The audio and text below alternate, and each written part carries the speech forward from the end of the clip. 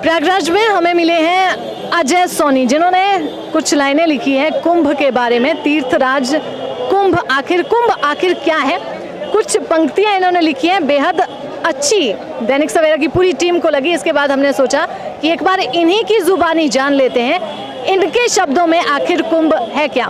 अजय सोनी, आपका स्वागत है दैनिक सवेरा में। आप दर्शकों को बताइए कि जो ये आपने चंद लाइनें लिखी है तो बेहद खूबसूरत है ही, सरल आसान शब्दों में हमारे दर्शकों को समझाइए कि आखिर कुंभ का असली जो तात्पर्य अर्थ है वो क्या है।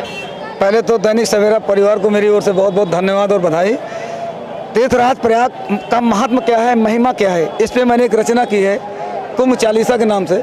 वास्तव में प्रयागराज तीर्थराज क्यों कहा जाता है, तीर्थों का राजा क्यों कहा जाता है, हिंदू धर्म के विश्व में जितने भी तीर्थ स्थल हैं उनका ये राजा क्यों है, इस पे मैंने एक रचना की है। और रचना है कि तीर्थराज कुंभ में, तीर्थराज कुंभ में धर्म, आध्यात्म, प्रेम, समरसता का कुटुंब में, तीर्थराज कुंभ में कृण्वन्तो विश्वमार्यम वसुधैव कुटुम्बकम उद्घोष करता, कृण्वन्तो विश्वमार्यम वसुधैव कुटुम्बकम उद्घोष करता, युगों युगों से सनातन संस्कृति का मैं जय घोष करता। श्रद्धा भक्ति आस्था की त्रिवेणी, श्रद्धा भक्ति आस्था की त्रिवेणी त्रैलोक तीर्थ स्तंभ में। और मैं चंद लाइनें सुनाना चाहता हूँ।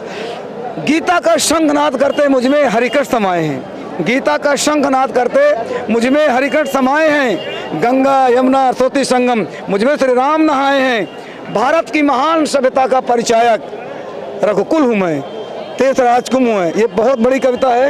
अजय सोनी जी, हम चाहते हैं कि आप थोड़ा आसान शब्दों में दर्शकों को कुंभ क्या है, आसान शब्दों में जो हर कोई समझ जाए। ये समझना हर किसी के बस की बात नहीं है, तो जो आसान भाषा आप बोल सकते हैं उसमें आप समझाइए लोगों को आखिर कुंभ क्या है। तीर्थराज कुंभ भगवान बेणी माधव का स्थल है।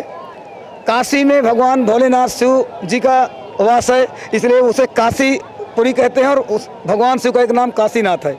इसी तरह काशीनाथ की तरह ही प्रयागराज को भी हम लोग तीर्थराज कहते हैं, क्योंकि भगवान श्री हरि विष्णु यहाँ माधव के द्वादश भाव में स्थापित हैं। द्वादश माधव का यहाँ मंदिर है और यही भगवान श्री हरि विष्णु साक्षात रूप में स्थापित है। मान्यता ये है कि यहाँ पर एक गजकर्ण नाम का राक्षस था जिसने पूरे त्रिवेणी रूप को, त्रिवेणी क्षेत्र को कैप्चर कर लिया था। तो भगवान श्री हरि विष्णु ने उसको संहार करते हुए स्वयं यहाँ स्थापित होने का प्रण किया। इसीलिए हम लोग इसको तीर्थों का राजा कहते हैं। लोगों की मानता कि जब यहाँ कोई आता है तो उसे सीधे मोक्ष मिलता है, भगवान का सीधे वैकुंठ धाम मिलता है, भगवान श्री हरि विष्णु का परम धाम मिलता है, इसलिए इसे तीर्थों का राजा कहा जाता है। नहाने का महत्व क्या है, यहाँ संगम में स्नान का महत्व? संगम में नहाने का महत्व है, गंगा यमुना सरस्वती का ये पावन स्थल है।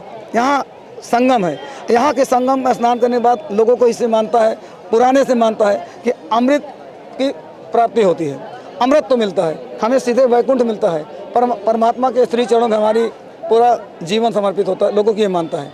जी जी, दैनिक सवेरा से बात करने के लिए धन्यवाद अजय। जी जी, बहुत बहुत धन्यवाद।